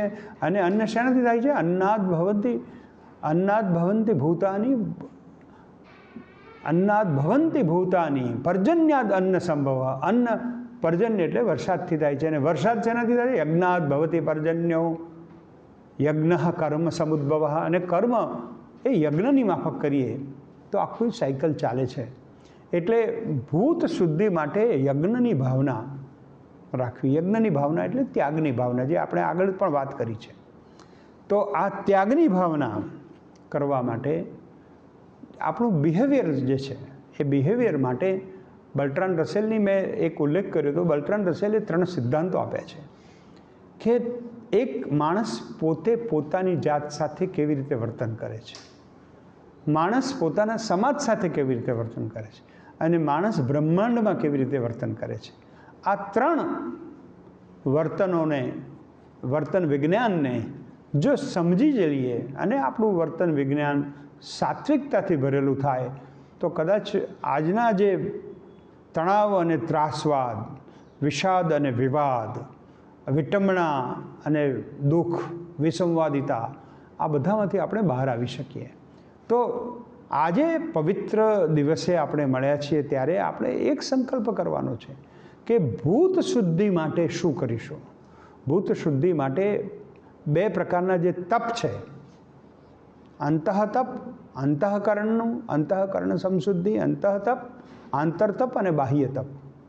બાહ્ય તપમાં આ બધા છે, પણ આંતરતપ બહુ મહત્ત્વનું છે. કારણ કે અંદર જે છે, જો જ્યાં સુધી તમારા રસ, તમને તમારી ઇન્દ્રિયોને કાબૂ રાખો, એ તો સેન્સ ઓર્ગન્સ છે, એ તો બહાર બધું કરે છે, પણ મૂળ તો મન છે. અને એને ટેમ કરવા માટે, એને પાળવા માટે, એને પોષણ આપવા માટે આ કશાયોને સમજીને આપણે ક્રોધ, માન, મોહ અને માયા, આનાથી કેવી રીતે બહાર આવી શકાય એના માટે તપશ્ચર્યા કરવાની છે. અને એને સૌથી અગત્યનું પ્રેમ તત્વ છે. હું એના પ્રેમ તત્વને પણ હું PREMની રીતે જોઉં છું. પ્રેમ તત્વ એટલે પહેલું છે કે પ્રેમ કરો. આપણે પ્રેમ કોને કહીએ છીએ? વાસનાને પ્રેમ નથી. પ્રેમ એટલે દરેક જીવ સાથે મારો અનુબંધ છે. આર છે એ રિફ્રેશિંગ. તમે રિફ્રેશ થયેલા છો, તમે નવી ઉર્જાથી કામ કરો છો, તમે you want to do something else. હમણાં એક પુસ્તક વાંચ્યું સત્ય નડેલાનું, હીટ રિફ્રેશ. એને છેલ્લા પ્રકરણમાં એને જે પ્રશ્નો ઊભા કર્યા છે, vote are V going to do with this technology? Do we change? Do we making difference to the human kind? હા, આપણે વિજ્ઞાન કરીશું, પણ આપણે જો માણસોના quality of thinking, quality of લાઈફમાં ફેરફાર નહીં થાય તો જગત તો અત્યારે 2 ભાગમાં વહેંચાયેલું જ છે. એક લોકો ગનથી કામ કરે છે, બીજા મનથી કામ કરે છે. ગનથી કરે છે તો ત્રાસવાદ ફેલાવશે, તો બધાને મારી નાખવા માગે છે. જે મનથી કરે છે, જે મનને શુદ્ધ કરે છે, એ આ પૃથ્વી તત્વમાંથી એક પ્રકારની ઉર્જા મેળવે છે. અને એટલા માટે પ્રેમમાં PRE, E is energy. Energy, you are energy. હું એક્સેલન્સની વાત કરું છું જ્યારે મેનેજમેન્ટના છોકરાઓને, ત્યારે હું કહું છું કે you are a bunch, you are a raw form of energy. ત્યાંથી તમે છેલ્લા E સુધી જાઓ એટલે એક્સેલન્સ, એટલે એનલાઇટનમેન્ટ. એક્સેલન્સ સુધી, એનર્જીથી એક્સેલન્સ સુધી જવું એટલે વચ્ચે 2 ડબલ L આવે છે. એક્સેલન્સ મારે સમજાવવું હોય તો એ એનર્જી પછી એક્સ થિયરી, પછી હું બહુ ટૂંકમાં જ વાત કરીશ કારણ કે એ એમ્પાવરમેન્ટ થાય. અને પછી ડબલ L છે, that is leadership with love. તમારી લીડરશિપ પોઝિશન આવશે. પૃથ્વી તત્વને પામવા માટે આપણે નાના નાના કમ્યુનિટી કામ કરવા પડશે, જેમ નીતિનભાઈનું મેં કહ્યું ને, જળ વ્યવસ્થાપનનું કામ કરે છે, આદિવાસીઓને સાથે રાખે છે, કમ્યુનિટીને સાથે રાખે છે. સમૂહમાંથી પણ આપણે કંઈક કરવું પડશે. હું એકલો તપ કરીશ તો નહીં ચાલે. કારણ કે વન થિંગ હેઝ એસ્ટાબ્લિશ, આ કોવિડના કારણે આપણને એક વસ્તુનો ખ્યાલ આવી ગયો કે we are interconnected, we are interdependent અને વી આર ઇન્ટિગ્રેટેડ. એટલે ચીનમાં વુહાન શહેરના આપણા પેલા બહેનને એવી છૂટ નથી કે મનમાં આવે એ ખાય અને ગંદકી કરે. કારણ કે વુહાનમાં ચામારછડિયાની એક ચીસમાંથી એક વાયરસ પેદા થાય તો આખા જગતને બેહાલ કરી મૂકે છે. એટલે આ ઇન્ટરડિપેન્ડન્ટ વર્લ્ડ છે, આ ઇન્ટિગ્રેટેડ વર્લ્ડ છે. એમાં આપણે એકબીજા સાથે ઇન્ટરકનેક્ટેડલી આપણે એકબીજા સાથે જોડાયેલા છીએ. તો એટલા માટે આ કષાયોના કિનારે આવીને આપણે પર્વાધિરાજ પર્યુષણમાં આપણે મળી રહ્યા છીએ ત્યારે ઈશ્વરમય જીવન કેવી રીતે થાય. અને એટલા માટે M is management of mind. પ્રેમમાં આ PREM છે. પ્રેમ, refreshing, innovation. E is energy and M is management of mind. આ પ્રેમ છે. પ્રેમ એટલે આ બધો ફોરવર્ડિયા છે ને બધા. મને તો તારી આંખમાં, અમારા મહેસાણામાં એક જોક થયો હતો, એટલે કે મને તારી આંખમાં એમ કે પર્વતો દેખાય છે ને મને તારી આંખમાં વાદળ દેખાય છે ને. કાકા પાછળ બેઠા હતા કે ભાઈ તને બધું આટલું બધું દેખાતું હોય તો મારી ભેંસ 3 દિવસથી ખોવાઈ ગઈ છે, તને દેખાય છે. એટલે આપણે પ્રેમ એટલે મેનેજમેન્ટ ઓફ માઇન્ડ છે ફાઇનલી. આ પ્રેમ પ્રમાણે એટલે નરસિંહ મહેતાએ કહ્યું ને કે પ્રેમ રસ પાને તો મોરના પિચ્છધર, તત્વનું ટૂંપણું તુચ્છ લાગે. આ પ્રેમ રસ પાવાનો છે. અને આ પ્રેમ રસ એટલે આ પૃથ્વી તત્વમાંથી આપણને જે એનર્જી મળી છે. પૃથ્વી તત્વ આપણને એનર્જી આપે છે, આપણને આયુષ્ય આપે છે, આપણું પોષણ કરીને આપણને એનર્જી આપે છે. તો આ પૃથ્વી તત્વ અને આપણા કષાયો, આ કષાયો એને મેનેજ કરતાં મારી જે થિયરી છે એ હું આસ્ક ઉપર આવીશ, which is the ASK theory, attitude, skill and knowledge. કષાયોને મેનેજ કરવા માટેના 3 મોટા સાધનો છે. તમારું attitude, change your attitude. Attitude towards life, attitudes toward your colleagues, અને હવે તો attitude towards work. What is your relation with your work. હવે દુનિયામાં આ WFM થયું, કે વર્ક ફ્રોમ હોમ, WFH, પછી તો આખા જગતમાં બધી વાત બદલાઈ ગઈ છે. વર્ક ફ્રોમ હોમ, માણસોને ઓફિસની જરૂર નહીં પડે. અને ટેકનોલોજી એટલી બધી મદદ કરવાની છે કે આપણે ક્યાંયના ક્યાંય વાત કરી શકીશું, ક્યાંયના ક્યાંય આપણો સંદેશો પહોંચાડી શકીશું. આપણે વી વિલ રિમેઇન કનેક્ટેડ. અને એમાં એટલા બધા ચોઇસના પ્રશ્નો આવશે. મને મારા પાડોશી સાથે મને ફાવે કે ના ફાવે, I can be connected with the whole world. So this is a big opportunities available in 21st century. મિત્રો, આપણે હવે પોસ્ટ કોવિડ વર્લ્ડમાં આપણે આવી રહ્યા છીએ ત્યારે આ અંતિમ ભાગમાં મારે જે કહેવું છે કે પર્વાધિરાજ પર્યુષણમાં આપણી પાસે આપણી આપણી એક મોટું હથિયાર જે આપણી પાસે છે એ ક્ષમાપનાનું છે. મિચ્છામિ દુક્કડમ. આપણે મિચ્છામિ દુક્કડમ કહીએ છીએ. મને ખબર છે કે એક વખતે અહીંયા જ વાત કરતાં કરતાં મેં કહેલું કે આ જગતનો વિનાશ કરે 35 વખત વિનાશ કરી શકે એટલા બધા હાઇડ્રોજન બોમ્બ છે, તો કેમ વિનાશ થતો નથી? કારણ કે આપણે અહીંયા એકબીજાને મિચ્છામિ દુક્કડમ કહીએ છીએ. મને યાદ છે કે એક શ્રોતાએ પ્રશ્ન પૂછેલો કે સાહેબ હું હિંસામાં માનતો નથી, તમે હિંસામાં નથી માનતા, અને આપણે મિચ્છામિ દુક્કડમ કહીએ એનાથી શું અર્થ છે? પણ આપણે મિચ્છામિ દુક્કડમ કહીને આપણો અવકાશ ભરીએ છીએ. આ 5 મહાભૂતોમાં એક તત્વ છે અવકાશ. એ અવકાશમાં આપણા શબ્દો સ્થિર થાય છે, અને એ શબ્દો સ્થિર થાય એ શબ્દોના વાઇબ્રેશન્સ હોય છે સાહેબ. જેની પાસે બોમ્બની સ્વિચ છે ને એ સ્વિચ પાડતા નથી, કારણ કે આપણું મિચ્છામિ દુક્કડમ ત્યાં પહોંચે છે. અને એટલા માટે આ જગતનો વિનાશ થતો નથી. આ જગત ટકી ગયું છે એનું કારણ આ છે. તો મિત્રો, મારું આજનું આ દિવસનું આપ સૌને મળવાનું આ માધ્યમથી મળવાનું થાય છે. આપણે સામે બેઠીને વાત કરીએ, અમારા ભરતભાઈ ખડખડાટ હસતા હોય અને આપણે બધી રમૂજ કરતાં કરતાં વાત કરીએ, એની એક મજા, એની એક એનર્જી જુદી છે. આજે આપણે બહુ જુદી રીતે મળી રહ્યા છીએ. પણ પર્વાધિરાજ પર્યુષણમાં આપણે આ જે ચિંતન શરૂ કર્યું છે, 5 તત્વો. આપણું જલ તત્વ પણ અત્યારે ક્રાઇસિસમાં છે. આપણે જલ વ્યવસ્થાપન કરીએ છીએ, પણ જો આપણે ચેતી નહીં જઈએ તો ભવિષ્યમાં વોટર રાઇટ્સ થશે. આપણું જળવાયુ પ્રદૂષણ, વાયુમાં પ્રદૂષણ છે, કારણ કે આપણે આ બધું કરવું છે. એટલે હું ઘણી વખત વિજ્ઞાન અને ધર્મની અને સ્પિરિચ્યુઆલિટીની ચર્ચા થતી હોય ત્યારે ઘણા બધા કહે છે કે ભાઈ વિજ્ઞાને કેટલું બધું તમને આપ્યું. મેં કીધું આપ્યું બરાબર છે, પણ પ્રદૂષણ પણ આપ્યું તમે. અમે પર્યુષણ આપ્યું, તમે પ્રદૂષણ આપ્યું. તો આ મનની વાત છે. અને આપણે આપણી આજુબાજુનું વાતાવરણ કેવી રીતે આપણે પવિત્ર કરી શકીએ. જળ, વાયુ, તેજ એક સૂર્યમાંથી આવે છે. સોલર એનર્જી વિશે તો આપણે બહુ કામ કરી રહ્યા છીએ, પણ આપણા મનમાં તે તેજનો તણખો છે. આપણા ઉદરમાં એક અગ્નિ છે, જઠરાગ્નિ છે. આપણા મનમાં એક અગ્નિ છે, જ્ઞાનાગ્નિ છે, જ્ઞાનનો અગ્નિ છે.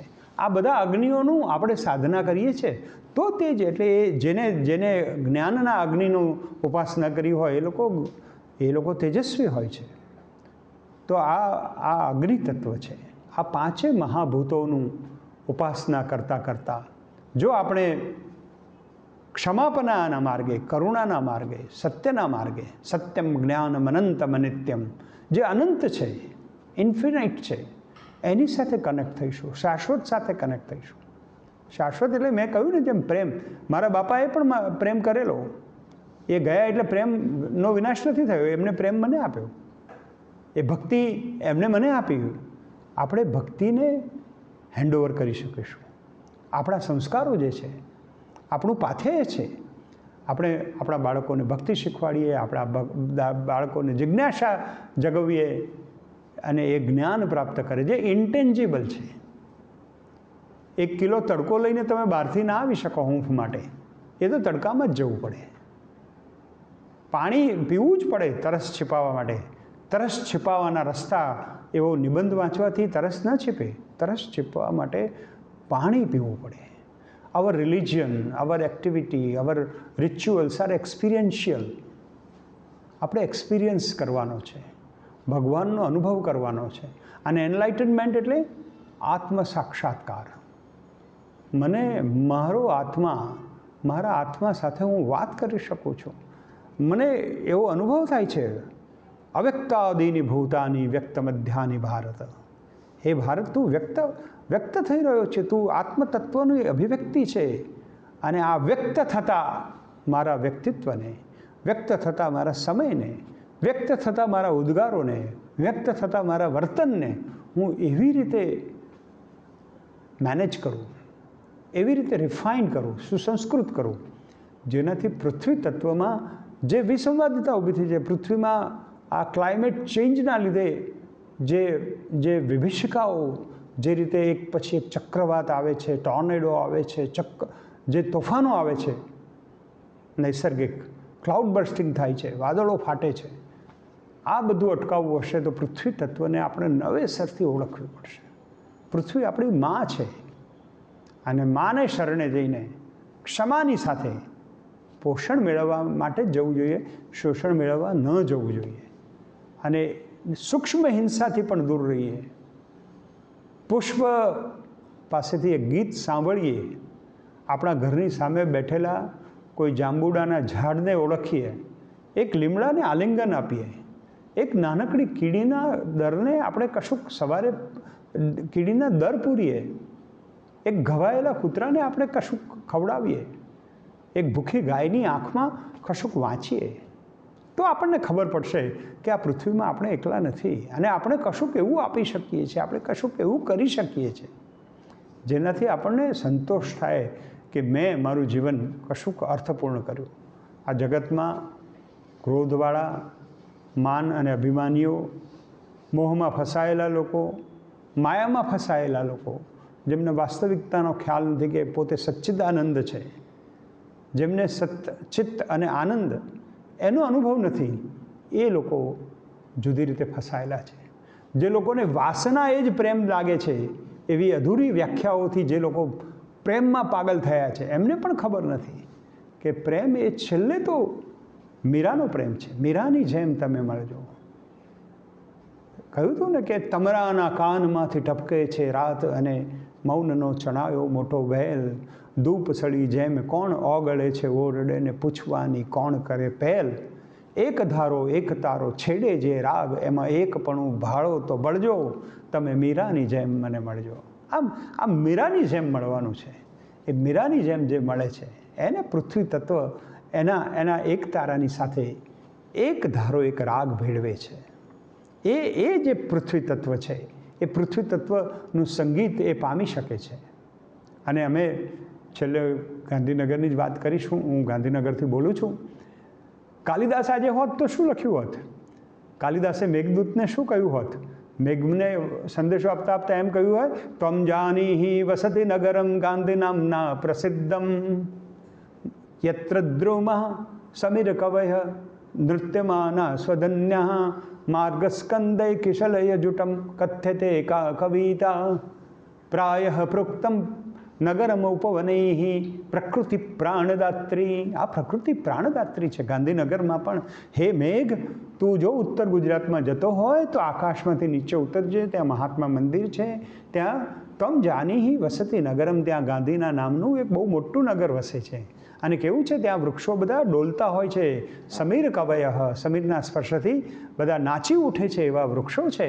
અને દરેક માર્ગસ્કંદે કિશલય જુટમ, બધા તૃણાંકુરો છે. એ તૃણાંકુરોને પૂછે કે કથ્યતે કા કવિતા, તમે કોની કવિતા ગાઓ છો? તો કદાચ એ બધા તૃણાંકુરો પણ કહેશે કે અમે પૃથ્વીના પ્રતિનિધિઓ છીએ, અમે પૃથ્વીના પ્રતિનિધિઓ છીએ. અને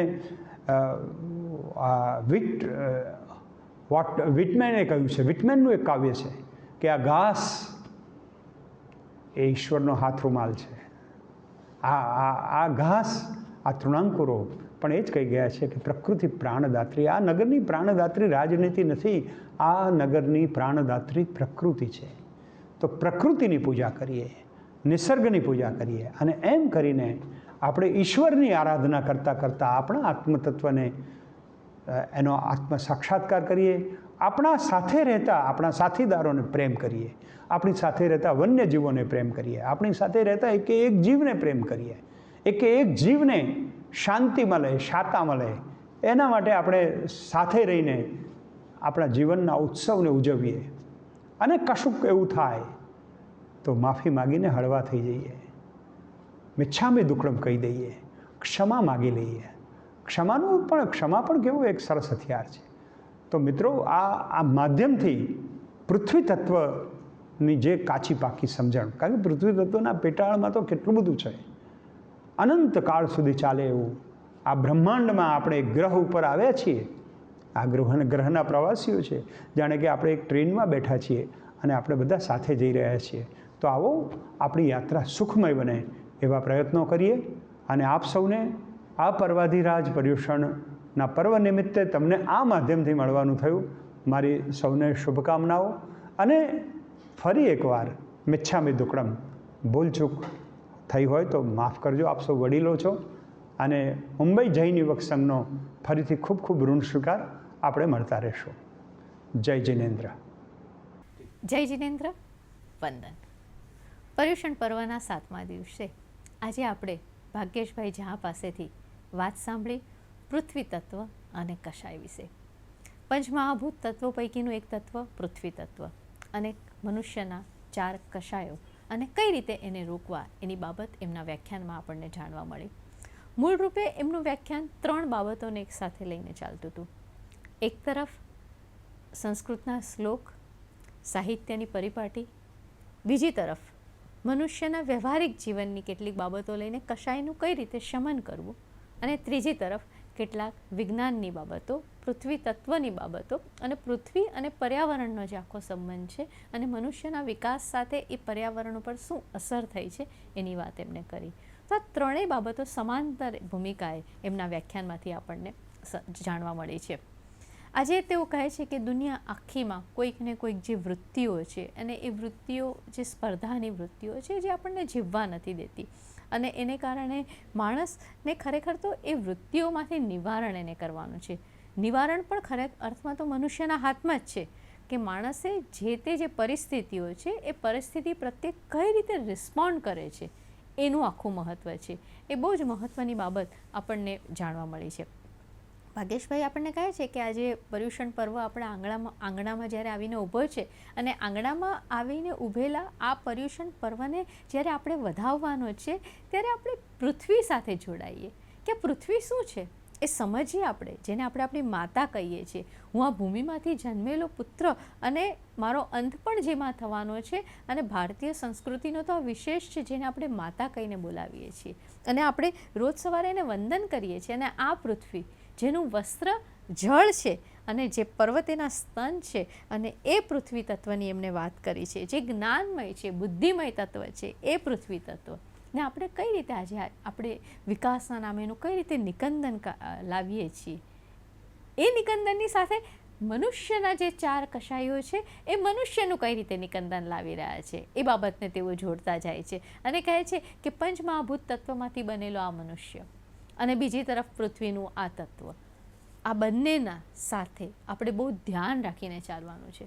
પૃથ્વીને પણ જાળવવાની છે અને મનના કષાયોને કાબૂમાં કરવાના છે. અને એટલા માટે તમે કોઈ પણ જે ઘટના બનો છે એ બનવાની જ હોય છે, પણ તમે એને કઈ રીતે રિએક્ટ કરો છો, તમે એના પર કઈ રીતે રિસ્પોન્ડ કરો છો એ બાબત મહત્ત્વની છે. અને એટલા માટે એમને કહ્યું કે બિકમિંગના તત્વમાંથી આપણે બહાર આવી જઈએ, અને બીઇંગના તત્વની વાત પર એમને ખાસ ભાર મૂક્યો છે ભાગ્યેશભાઈએ.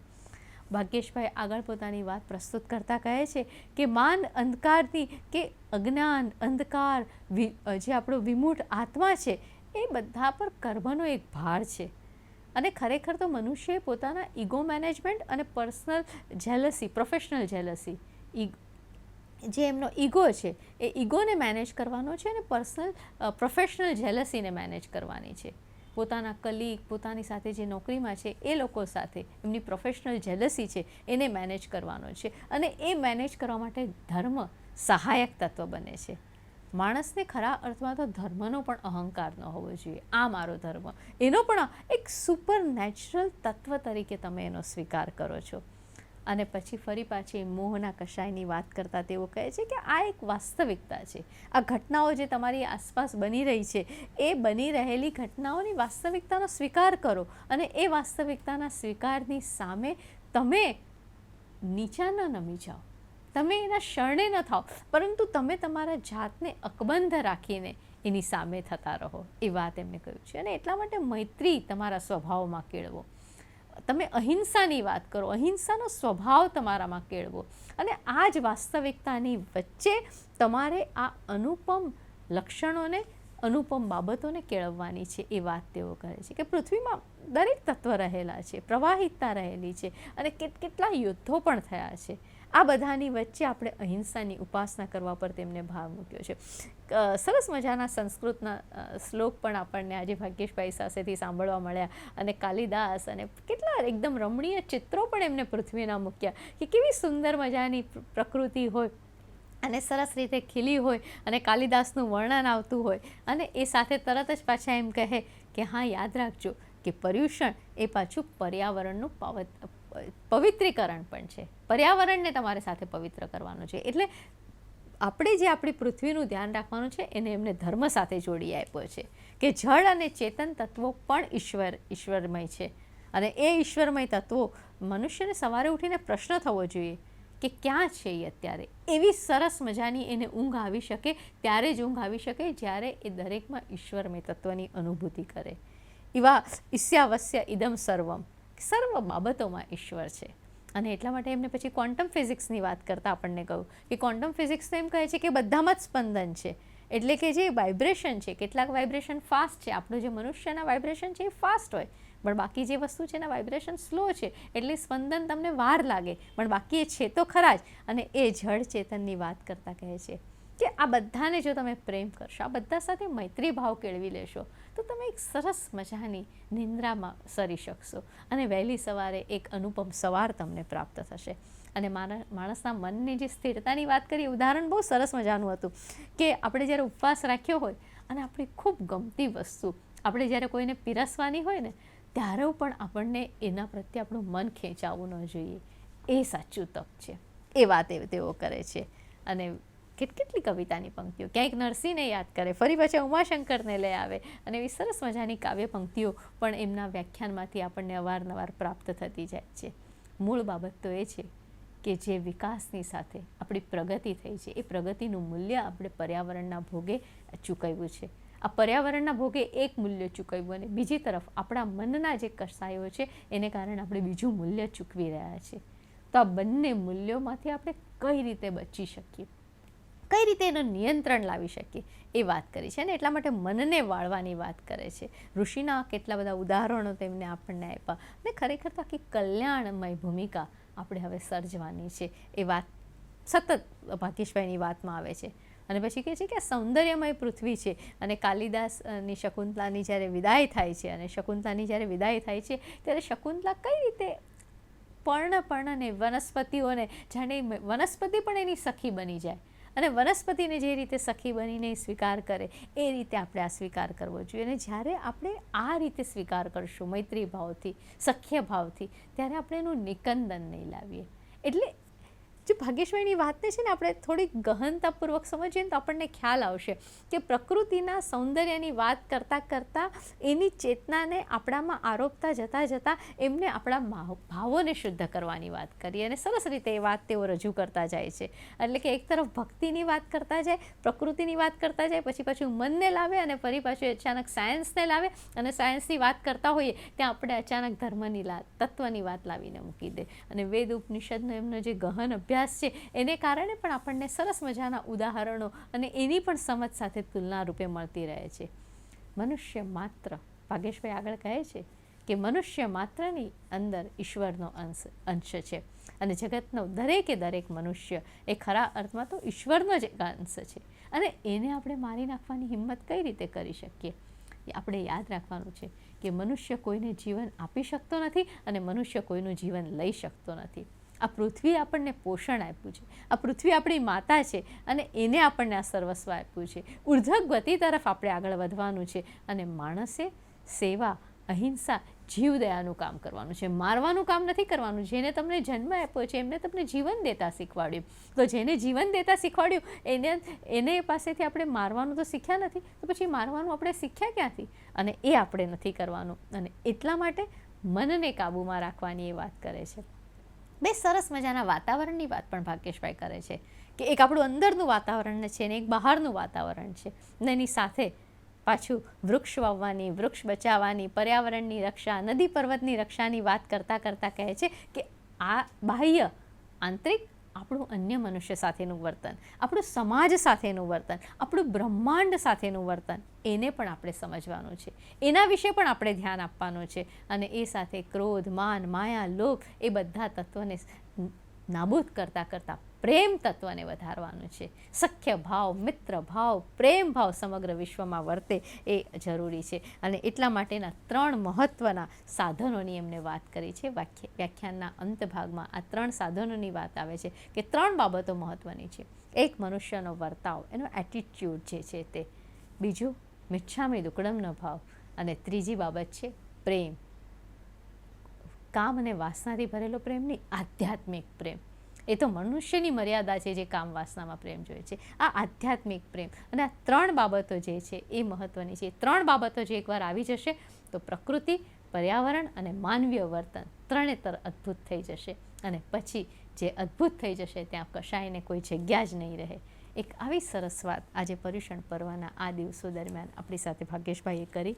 એટલા માટે શ્રી મુંબઈ જૈન યુવક સંઘ વતી આપ સૌ શ્રોતાઓ વતી ભાગ્યેશભાઈનો આભાર તો માનું જ છું, પણ સાથે એક નવા વિચારને આ મંચ ઉપર મૂકી આપવા માટે એ રીતે પણ એમના ઋણી રહેશું કે એક નવી વાત અને નવો વિચાર એમના વ્યાખ્યાન દ્વારા આપણને પ્રાપ્ત થયો છે. ગઈકાલે પર્યુષણની વાત કરતા હતા અને આજે પર્યુષણના અંતિમ પડાવ તરફ આવી ગયા છીએ. કેટલા આ દિવસોમાં, 7 દિવસોમાં આપણે કેટલું બધું પામ્યા છીએ. કુમારપાળભાઈ દેસાઈથી આપણી યાત્રા શરૂ થઈ અને ત્યાર પછી ભદ્રાયુભાઈ, નરેશભાઈ, કુમારભાઈએ ફરીથી આપણને મહાવીર જન્મના દિવસે એક અનોખી વાત કરી. અને ભારતીબેન અને આજે ભાગ્યેશભાઈ અને વચ્ચે નીતિનભાઈએ પણ આપણી સાથે કશાયો અને પંચમહાભૂત તત્વો વિશે વાત કરી. આ બધા આપણા અલગ અલગ પડાવો હતા. અને આ અલગ અલગ પડાવો સાથે આવતીકાલે હવે પર્યુષણ મહાપર્વનો અંતિમ દિવસ એટલે કે 8મો દિવસ છે ને. અને આવતીકાલે સેજલબેન તમારી સાથે વાત કરવાના છે માનવતાની અનોખી ઓળખ ક્ષમાપના વિશે. ત્યાં સુધી આપણે અત્યાર સુધીના આપણા 7 પડાવો વિશે વિચારીએ, મંથન કરીએ ને આવતીકાલે ક્ષમાપનાના એક અનુપમ અનોખા ભાવ સાથે ફરી પાછા મળીએ. આપ સર્વ તપસ્વીઓ સુખ શાતામાં રહો. આપના મનમાં પ્રસન્નતા, આનંદ અને ઉપશમનો ભાવ સદા અવિરત વહેતો રહે એ જ પ્રાર્થના સાથે અહીં વિરમું છું. પ્રણામ.